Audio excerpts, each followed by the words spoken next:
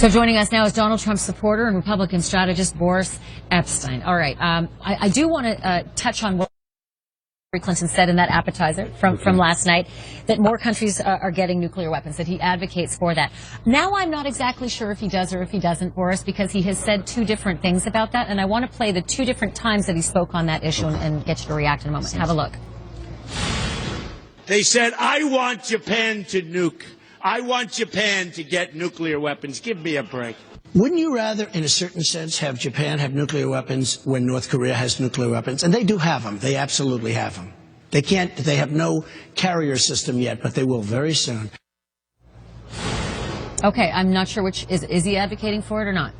Well, I think in the town hall, maybe that was at the town hall the discussion was in, he was saying that it could be under consideration to say if North Korea does have them, it could be under consideration for Japan to have them as well. And then it's a different mode when you're in a speech, which was the first. But you know as well as I do as a strategist, you can't say one thing to one group and one to another. And he said to George Stephanopoulos on ABC as well, very definitively, this was a good idea. It would save us a lot of hassle and money if they could arm themselves. So not that we want them to have the nuke, right? But if strategically that makes sense, then that's something that has to be considered. Does he want it or does he not want it? I don't think it's not as if you're going to the grocery store and do you want pizza or do you not want pizza, right? You have to look at the situation, you have to talk to your advisors, you have to look at the foreign policy arena as a whole and decide if it makes sense for Japan to have a nuclear weapon as you look around the world and countries that are getting them more and more now. And if North Korea in that region does have them, then it could be under consideration. So I think it's more nuanced than do you want or do you not want. Okay, and the president, a lot of the president's advisors and those on the inside have said he's been chomping at the bit to get into this race and to be able to advocate on the nominee's behalf. Here's what he had to say last night publicly about how tough it is to solve the world's problems. Have a look. Like the person you just mentioned, who I'm not going to advertise for, that he's going to all these jobs back.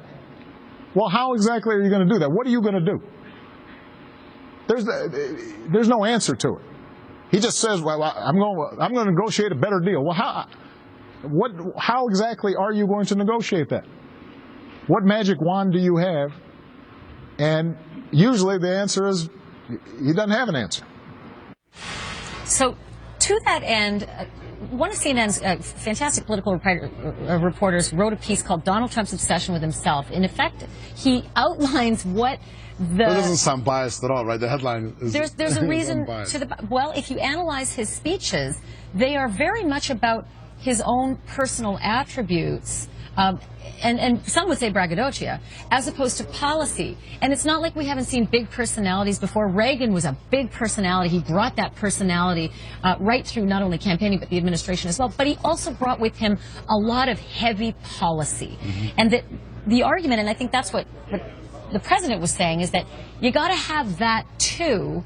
It's not about a magic wand. Does that make sense? Well, it's funny for the president to say that because he ran only on his personality when he was running for president and some hope and change kind of thing that really didn't materialize. Now, as far as policy, he laid out policy on the campaign trail. As far as policy goes for Donald Trump has been very specific on policy, and Hillary Clinton is going to be hitting him on it incorrectly. I disagree with everything she's going to say. He's been very specific on NATO. The country have to spend more than 2% of their GDP on defense. They can't just rely on the United States. Been very specific on immigration, right? And people joke about the wall, but there's a specific proposal about how Mexico will pay for the wall. How? By curbing the outflow of dollars from illegal immigrants from the U.S. to Mexico. Been very specific on national security and been very specific, again, on the economy, a specific tax plan that has a very much simplified tax bracket for tax brackets and that lowers the corporate tax rate. Guess what? Creating jobs. Answering President Obama's question there. So I'm curious if maybe there's just so much bluster going on all sides of the campaign when the discussion is about